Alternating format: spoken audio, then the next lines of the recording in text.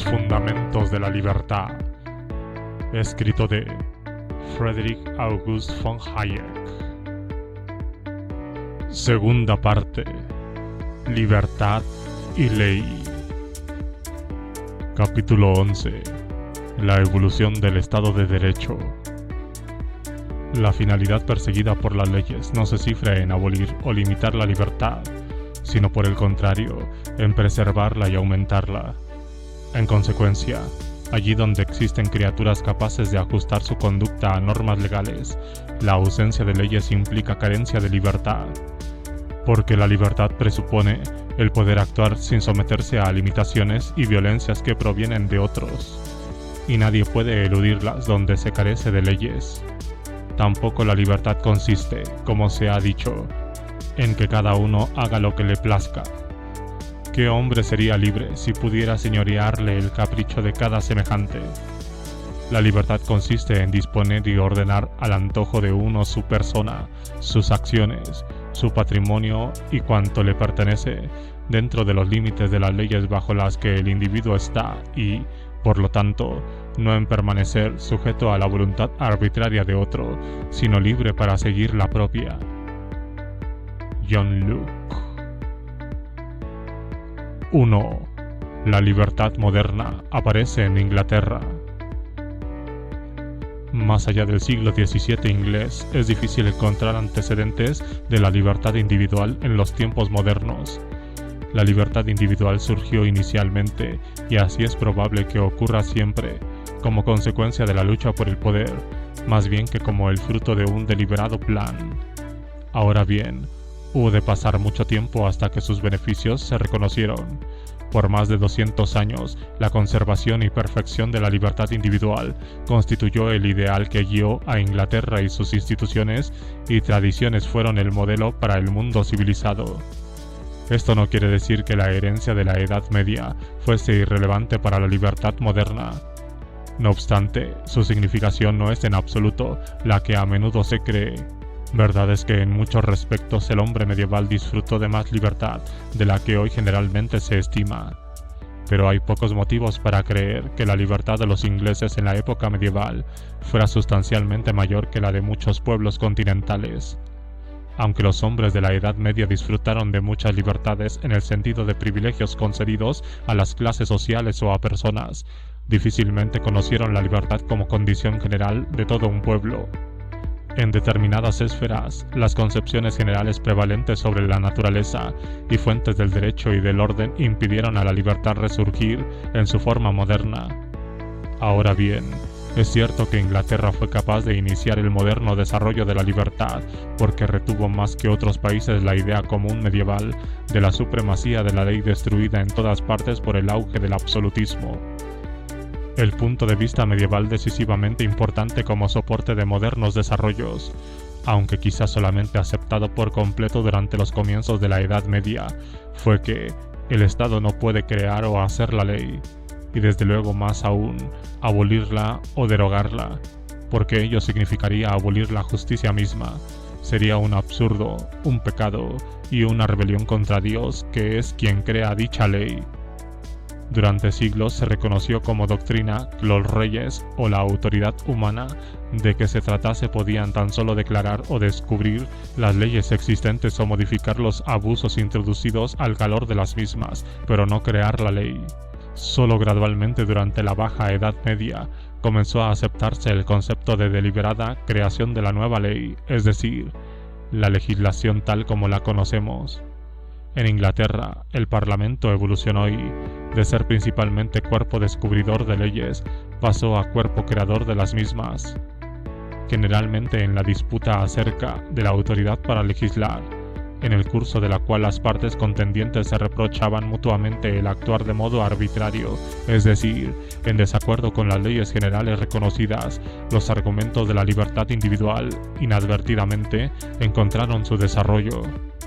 El nuevo poder del Estado nacional, altamente organizado, que surgió en los siglos XV y XVI, utilizó la legislación por primera vez como instrumento de política deliberada.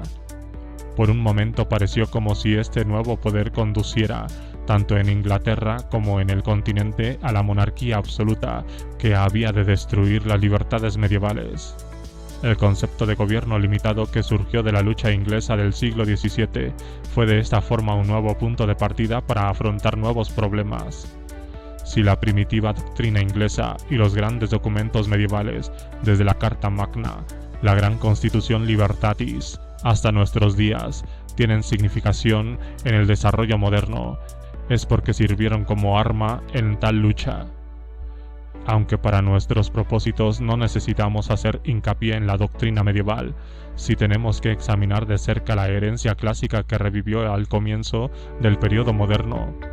Tal examen es importante no solo a causa de la gran influencia que ejerció en el pensamiento político del siglo XVII, sino también por la significación directa que la experiencia de los antiguos conserva en nuestro tiempo. 2. Origen de los ideales de la antigua Atenas. Aunque la influencia de la tradición clásica del moderno ideal de libertad es indiscutible, a menudo su naturaleza no se comprende bien. Se ha dicho frecuentemente que los antiguos no conocieron la libertad en el sentido de libertad individual.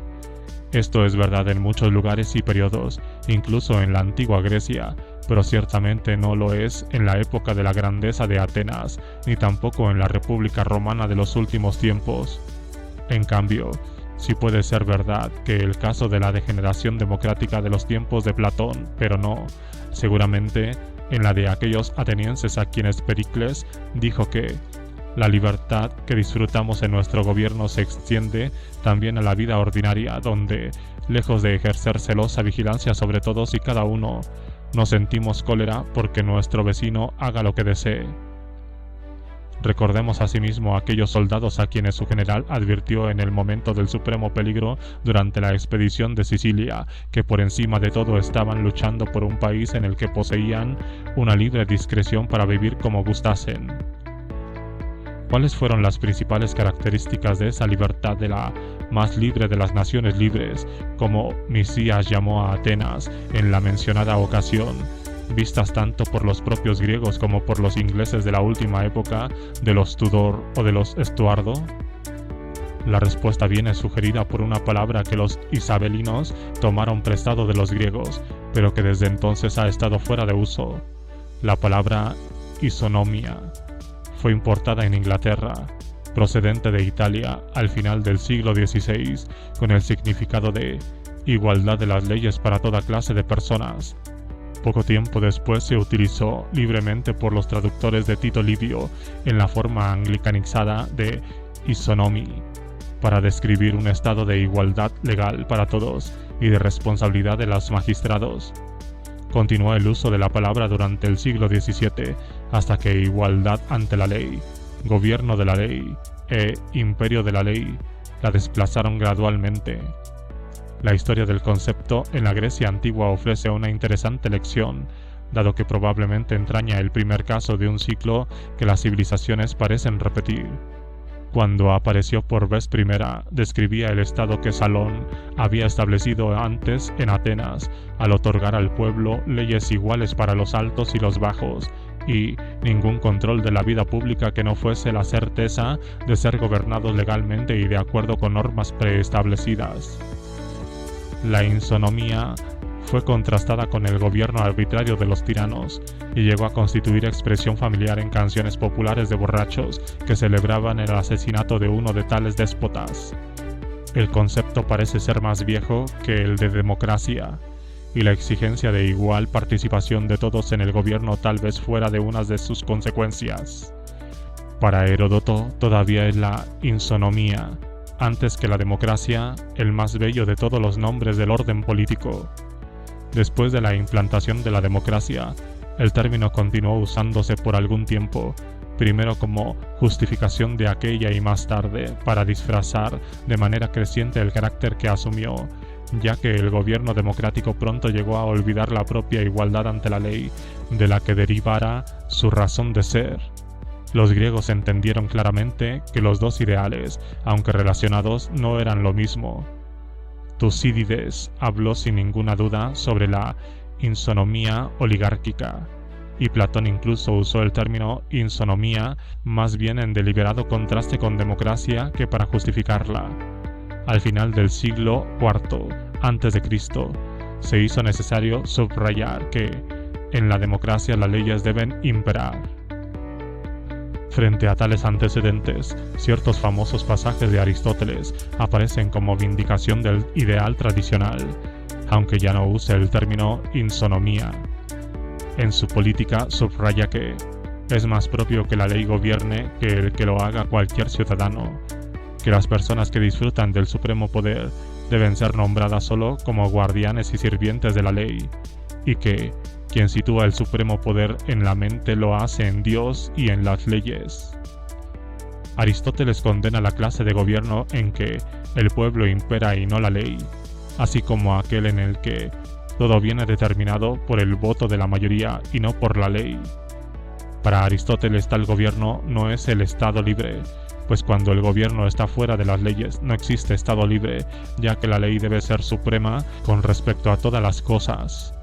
Un gobierno que centra todo su poder en los votos del pueblo no puede, hablando con propiedad, llamarse democracia, pues sus decretos no pueden ser generales en cuanto a su extensión. Si a lo anterior añadimos el siguiente pasaje de la retórica, tendremos ciertamente una declaración bastante completa sobre el ideal del gobierno de la ley. Es de máxima importancia que leyes bien inspiradas definan todos los puntos que puedan, dejando los menos posibles a la resolución de los jueces, pues la decisión del legislador no es particular, sino general y previsora, mientras que los miembros de la asamblea y del jurado centran su deber en solucionar adecuadamente los casos determinados que se les plantean. Es claro que el uso moderno de la expresión gobierno de las leyes y no de los hombres deriva directamente de la anterior declaración aristotélica. Thomas Hobbes creía que fue pura y simplemente otro error de la República de Aristóteles el que, en una comunidad bien ordenada, no los hombres sino las leyes debieran gobernar. A lo que James Harrington replicó que el arte de cuya virtud una sociedad civil se instituye y preserva sobre la base de derechos e intereses comunes consiste en seguir a Aristóteles y a Tito Livio en materia de imperio de las leyes y no de los hombres. 3. Origen de los ideales en la República Romana. A lo largo del siglo XVII, la influencia de los escritores latinos reemplazó grandemente la directa influencia de los griegos, por lo que es inexcusable examinar brevemente la tradición derivada de la República Romana. Las famosas leyes de las 12 tablas, inspiradas en una consciente imitación de las leyes de Solón, constituyen el fundamento de su concepción de la libertad. La primera de aquellas estipula que ningún privilegio o estatus será establecido en favor de personas privadas, en detrimento de otras, contrario a la ley común de todos los ciudadanos, que todos los individuos, sin distinción de rango, tienen derecho a invocar. Tal fue la concepción fundamental bajo cuyos auspicios se formó gradualmente el primer sistema totalmente desarrollado de derecho privado, mediante un proceso muy similar al que dio origen a la Common Law, sistema muy diferente en espíritu al del último código de Justiniano, que determinó el pensamiento legal del continente. El principio inspirador de las leyes de la Roma libre nos ha sido transmitido principalmente por las obras de historiadores y oradores de aquel periodo, quienes una vez más llegaron a ejercer influencia durante el Renacimiento latino del siglo XVII.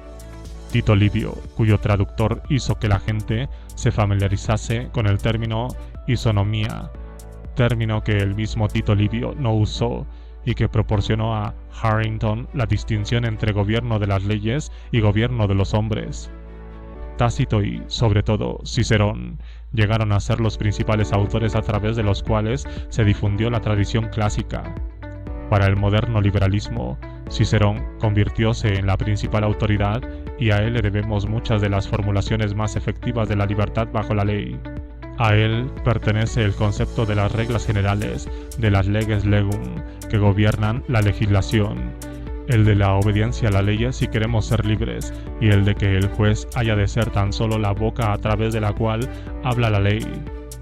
En ningún otro autor se ve más claramente que, durante el periodo clásico del derecho romano, Se comprendió sin lugar a dudas la inexistencia de conflictos entre la ley y la libertad, y la dependencia de esta última de ciertos atributos de la primera, de la generalidad y certeza de la ley. Cicerón, paladinamente, opone restricciones al poder discrecional de la autoridad.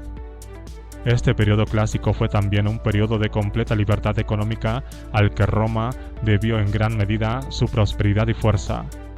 Durante el siglo II después de Cristo, sin embargo, el socialismo de Estado avanzó rápidamente, y con su desarrollo, la libertad que había creado la igualdad ante la ley fue progresivamente destruida al propio tiempo que se iniciaba las exigencias de otra clase de igualdad.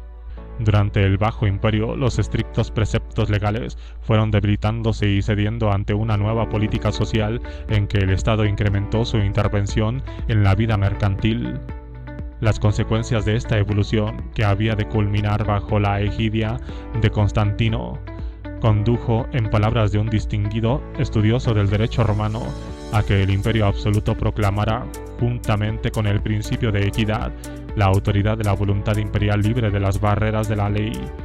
Justiniano, con sus doctos profesores, llevó tal proceso a la cima de sus conclusiones.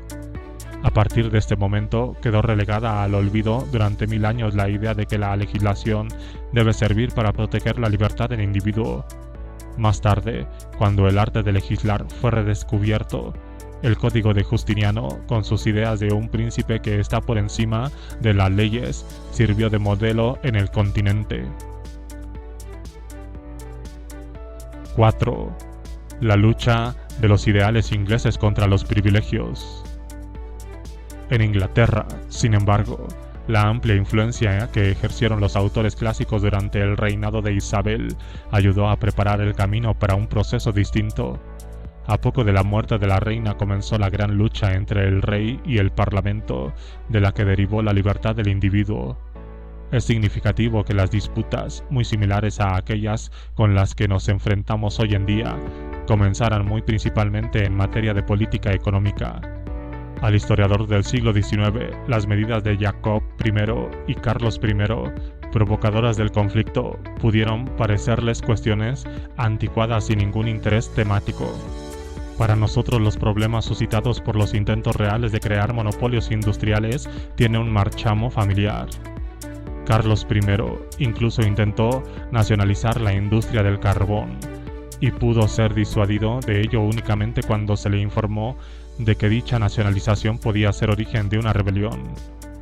Desde que un tribunal sentenció en el famoso pleito de los monopolios que la concesión del privilegio exclusivo para la producción de un artículo iba contra el derecho común y la libertad del ciudadano, la exigencia de leyes iguales para todos los individuos se convirtió en el arma principal del Parlamento frente a los deseos reales.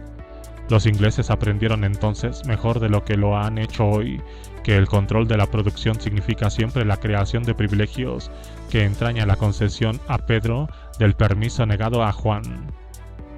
Existió, no obstante, otra clase de regulación económica que ocasionó la primera gran declaración del principio básico. El Memorial de Agravios de 1610, provocado por las nuevas reglamentaciones sobre edificación en Londres y la prohibición de fabricar almidón de trigo. La célebre réplica de la Cámara de los Comunes declaraba que entre todos los contradicciones derechos de los ciudadanos británicos, no existe otro más querido y preciado que el de guiarse y gobernarse por ciertas normas legales que otorgan a la cabeza y los miembros lo que en derecho les pertenece, sin quedar abandonados a la incertidumbre y a la arbitrariedad como sistema de gobierno. De esta raíz ha crecido el indudable derecho del pueblo de este reino a no hallarse sujeto a ningún castigo que afecte a sus vidas, tierras, cuerpos o bienes, distinto de los contenidos en el derecho común de este país o en los estatutos elaborados con el consenso del Parlamento. Sin embargo, en la discusión a que dio lugar el Estatuto de los Monopolios de 1624, Sir Edward Coke, el gran fundador de los principios Whigs, desarrolló finalmente su interpretación de la Carta Magna según parte de sus instituciones de las leyes de Inglaterra, Institutes of the Laws of England, que muy pronto serían impresas por orden de la Cámara de los Comunes. Refiriéndose al pleito de los monopolios, no solo arguyó que Si se concede a un hombre el derecho de fabricar naipes en exclusiva o de llevar a cabo cualquier otro comercio, tal concesión es contraria a la libertad del ciudadano que antes hizo tal mercancía o pudo haber utilizado tal derecho de comercio, y, en consecuencia, contraria a la Gran Carta, sino que incluso fue más allá de la oposición a la prerrogativa real, advirtiendo al Parlamento que dejase que todas las causas fueran medidas por la vara dorada y absoluta de las leyes, y no por la incierta y torcida cuerda de lo discrecional. De la intensa y continuada controversia acerca de estos temas durante la Guerra Civil, emergieron gradualmente todos los ideales que desde entonces han precedido la evolución política inglesa. Aquí no podemos intentar analizar su evolución en las controversias y folletos de la época, cuya ingente riqueza de ideario ha comenzado a descubrirse en tiempos recientes con la reimpresión de textos. Podemos enumerar tan solo las principales ideas que aparecieron con mayor frecuencia, hasta que en tiempos de la Restauración llegaron a formar parte de una tradición establecida, integrándose tras la gloriosa Revolución de 1868 en el cuerpo doctrinal del Partido Victorioso. El gran acontecimiento que para últimas generaciones constituyó el símbolo de las permanentes conquistas de la Guerra Civil fue la abolición, en 1648, de los tribunales privilegiados y especialmente de la Cámara de la Estrella, tribunal secreto y arbitrario que había llegado a ser, según palabras de F.W. Maitland, a menudo citadas, un tribunal de jueces que administra la ley. Casi al mismo tiempo se hizo el primer esfuerzo para asegurar la independencia de los jueces.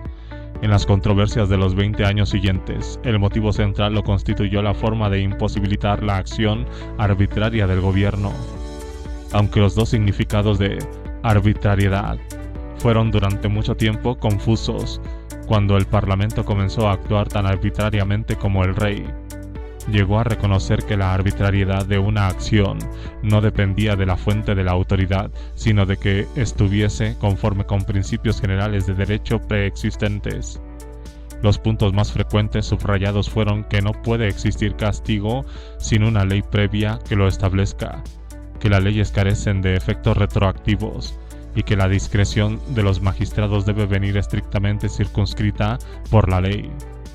En todo caso, la idea rectora fue que la ley debía reinar, o como expresaba uno de los folletos polémicos del periodo, Lex Rex. Gradualmente surgieron dos concepciones cruciales sobre la manera de salvaguardar los ideales básicos: la idea de una constitución escrita y el principio de la separación de poderes. Cuando en enero de 1660, poco antes de la restauración de la declaración del Parlamento reunido en Westminster, se hizo un último intento de formular mediante documento formal los principios esenciales de la Constitución, se incluyó este impresionante pasaje: no hay nada más esencial para la libertad de un Estado que la gobernación del pueblo por leyes, y que la justicia sea administrada solamente por aquellos a quienes se les puede exigir cuentas por su proceder. Formalmente se declara que de ahora en adelante todas las actuaciones referentes a la vida, libertades y bienes de cuantos integran el pueblo libre de esta comunidad deben ser acordes con las leyes de la nación, y que el Parlamento no se entrometerá en la administración ordinaria o parte ejecutiva de la ley, siendo misión principal del actual Parlamento, como lo ha sido de todos los anteriores, proveer a la libertad del pueblo contra la arbitrariedad del gobierno. Si, conforme a tal declaración, el principio de separación de poderes quizá no era totalmente aceptado por el derecho constitucional, al menos quedó como parte de las doctrinas políticas imperantes. 5. Codificación de la doctrina Whig. Todas estas ideas vinieron a ejercer una decisiva influencia durante la siguiente centuria, no solo en Inglaterra, sino en América y en el continente, en la forma sumaria en que se expusieron después de la expulsión final de los Estuardo en 1688, aunque en su tiempo quizá otras obras produjeron la misma o quizá aún mayor influencia. El Second Treatise on Civil Government, de John Locke, destacó tanto sus duraderos efectos que recaban nuestra atención.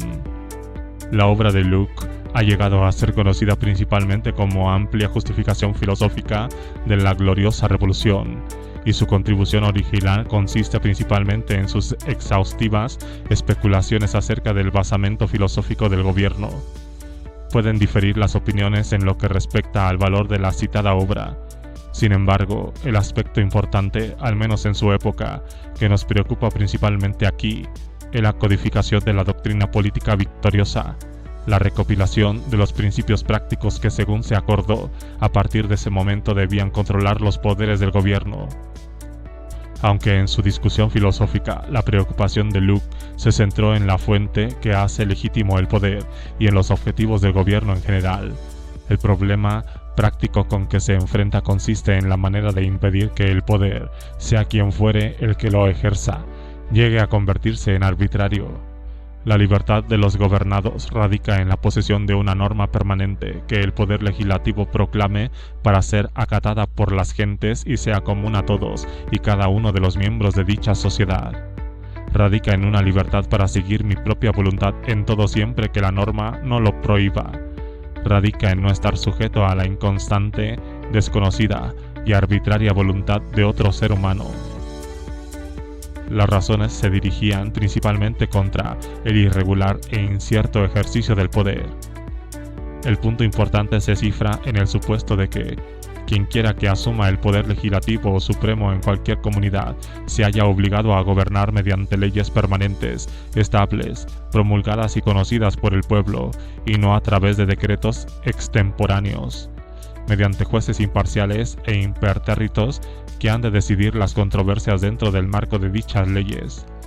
Asimismo, las fuerzas coactivas de que dispone la comunidad dentro de sus fronteras tan solo se utilizarán para asegurar el recto cumplimiento de tales leyes. La propia Asamblea Legislativa no es absoluta y arbitraria. No puede asumir el poder de dictar normas mediante decretos arbitrarios y extemporáneos, sino que está obligada a dispensar justicia y a decidir los derechos de los súbditos en virtud de leyes promulgadas y permanentes y jueces autorizados y conocidos. El supremo ejecutor de la ley no tiene otra voluntad ni otro poder que el propio que de la ley deriva. Locke se opone a reconocer ningún poder soberano, y el tratado ha sido considerado como un ataque a la idea misma de soberanía. La principal salvaguarda práctica de Locke contra el abuso de autoridad es la separación de poderes, que expone algo menos claramente y en una forma menos familiar que la utilizada por algunos de sus predecesores. Su principal preocupación estriba en la forma de limitar la discrecionalidad del que tiene el poder ejecutivo, pero no ofrece especial salvaguarda para ello. Su objetivo final, que penetra todo lo que en la actualidad se denomina limitación de poder, la razón por la que los hombres eligen y autorizan una legislatura, es que tiene que haber leyes y reglas que sirvan de guarda y frontera de las pertenencias de todos los miembros de la sociedad, a fin de limitar el poder y moderar el dominio de cada parte y miembro de dicha sociedad. 6. Progreso del siglo XVIII. Existe un largo camino entre la aceptación de un ideal por la opinión pública y su completa realización en el ámbito de la política, y es probable que el ideal del imperio de la ley todavía no había sido completamente llevado a la práctica cuando el sistema fue derogado 200 años más tarde. De cualquier forma, el principal periodo de consolidación durante el cual se introdujo de un modo progresivo en la práctica diaria fue durante la primera mitad del siglo XVIII. Desde la confirmación final de la independencia de los jueces, en el Acta de Establecimiento de 1701, hasta que en 1706 el Parlamento examinara por última vez un proyecto de ley de proscripción, que condujo no solamente a una nueva declaración final de todas las razones contra tal acción arbitraria del legislador, sino también a la reafirmación del principio de separación de poderes. El periodo se caracteriza por un lento pero firme desarrollo de la mayoría de los principios por los que los ingleses del siglo XVII habían luchado. Podemos mencionar brevemente algunos acontecimientos significativos del periodo, como, por ejemplo, la ocasión en que un miembro de la Cámara de los Comunes, en los tiempos en que el Dr. Johnson informaba acerca de los debates, volvió a formular la doctrina básica de nulla poena sine lege, contra la que incluso hoy en día se alega a veces que no forma parte del derecho inglés. que donde no hay ley no existe transgresión es una máxima no solo establecida por el consentimiento universal, sino evidente e innegable por sí misma. Y no es menos cierto, Señor, que donde no hay transgresión no puede haber castigo. Otra ocasión se presentó cuando Lord Camden, en el caso Wilkes, aclaró que los jueces deben ceñirse a las reglas generales y no a los objetivos particulares de gobierno, o en otras palabras, que no se puede invocar razones políticas ante los tribunales de justicia. En otros respectos, el progreso fue más lento y probablemente resulte cierto que, desde el punto de vista de los humildes, el ideal de igualdad ante la ley continuó siendo durante largo tiempo un hecho algo dudoso.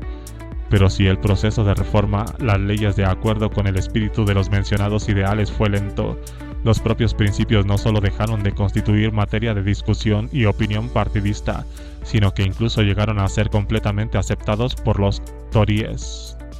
En algún respecto, sin embargo, la evolución se alejó del ideal más bien que se acercó.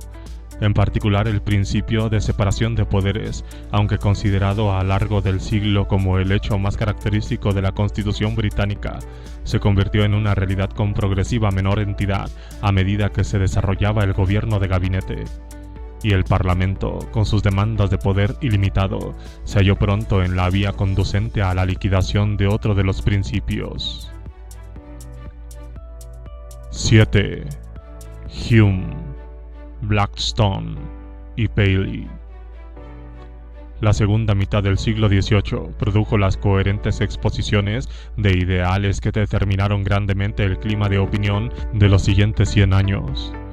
Como a menudo ocurre, fueron menos los filósofos políticos y jurisperitos, con sus sistemáticas exposiciones, que los historiadores, con sus interpretaciones de los sucesos, quienes llevaron tales ideas a la masa.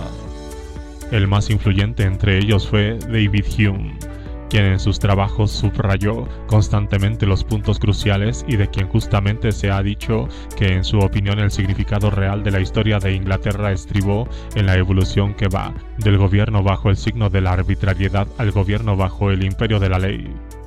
Por lo menos merece citarse un pasaje característico de su History of England, cuando, refiriéndose a la abolición de la Cámara de la Estrella, escribe: en aquel tiempo no existía en el mundo ningún gobierno, ni quizá lo ha habido en ninguna época histórica, capaz de subsistir sin que algunos magistrados dispongan de cierta arbitraria autoridad. Y aunque a primera vista pudiera ser razonable, resulta dudoso el que la sociedad lograra jamás un estado de perfección que le permitiera mantenerse sin otro control que el general de las rígidas máximas de la ley y la equidad.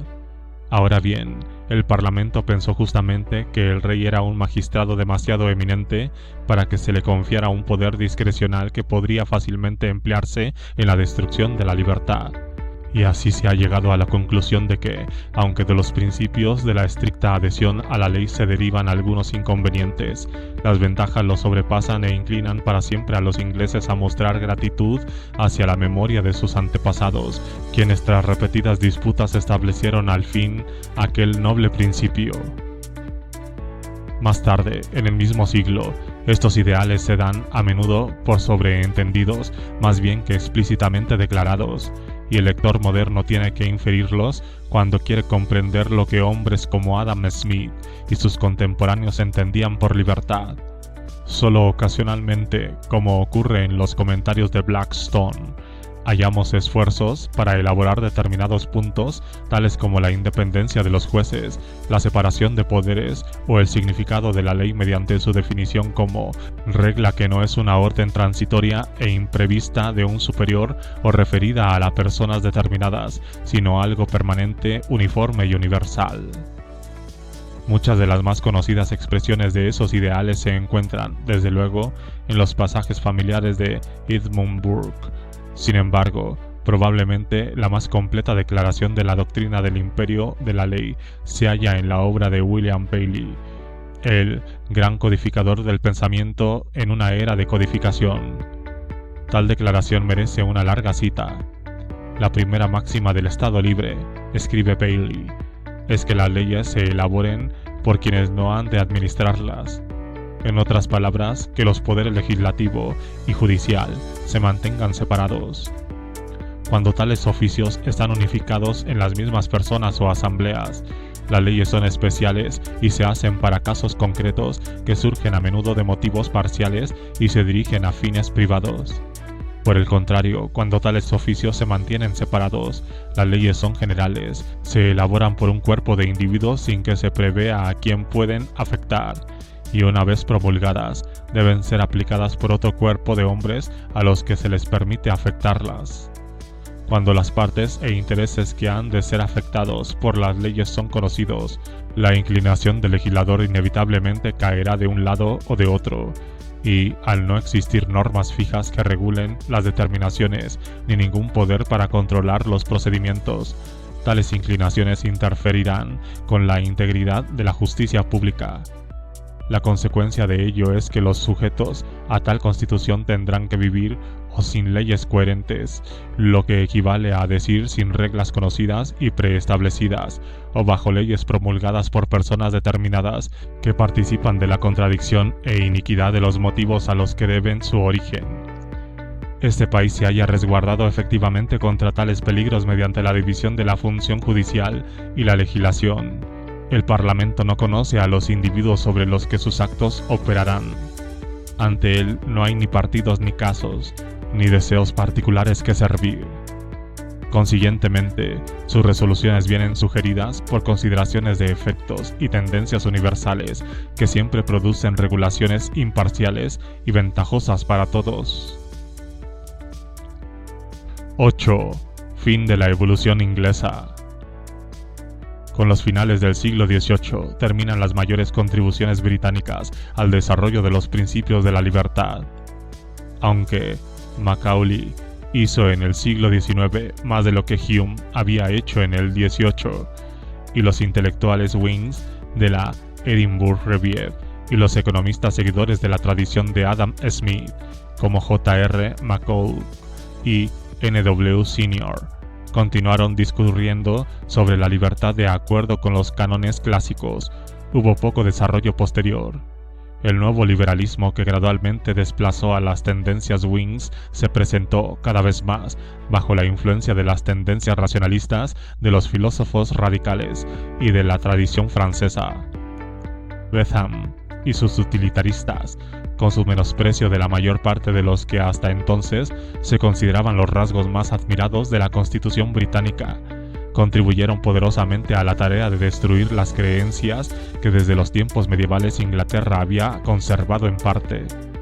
Este grupo introdujo en Gran Bretaña algo que hasta entonces no existía: el deseo de rehacer la totalidad de los derechos e instituciones sobre la base de principios racionales. La falta de comprensión de los principios tradicionales de la libertad inglesa por parte de los hombres guiados por los ideales de la Revolución Francesa viene claramente ilustrada por uno de los primeros apóstoles en Inglaterra de dicha revolución, el Dr. Richard Price. Ya en 1778 arguía que la libertad está demasiado imperfectamente definida cuando se habla de gobierno de la ley en vez de gobierno de los hombres. Si las leyes están hechas por un hombre o un grupo de hombres dentro de un estado y no por el consentimiento común, tal gobierno no difiere de la esclavitud. 8 años más tarde fue capaz de exhibir una carta laudatoria de Turgot. ¿A qué se debe que sea usted casi el primero de los autores de su país que ha dado una idea justa de libertad y mostrado la falsedad de la idea, tan frecuentemente repetida por casi todos los escritores republicanos, de que la libertad consiste en estar sujeto solo a las leyes? A partir de este momento y en lo sucesivo, el concepto esencialmente francés de la libertad política comenzó a desplazar progresivamente el ideal inglés de libertad individual, hasta que pudo decirse que, en Gran Bretaña, que hace poco más de un siglo repudiaba las ideas en que se basaba la Revolución Francesa y dirigía la resistencia contra Napoleón, tales ideales han triunfado. Aunque en Gran Bretaña la mayoría de los logros del siglo XVII fueron conservados más allá del siglo XIX, es forzoso dirigir la vista hacia otros países para descubrir el desarrollo posterior de los ideales, soporte de aquellas realizaciones.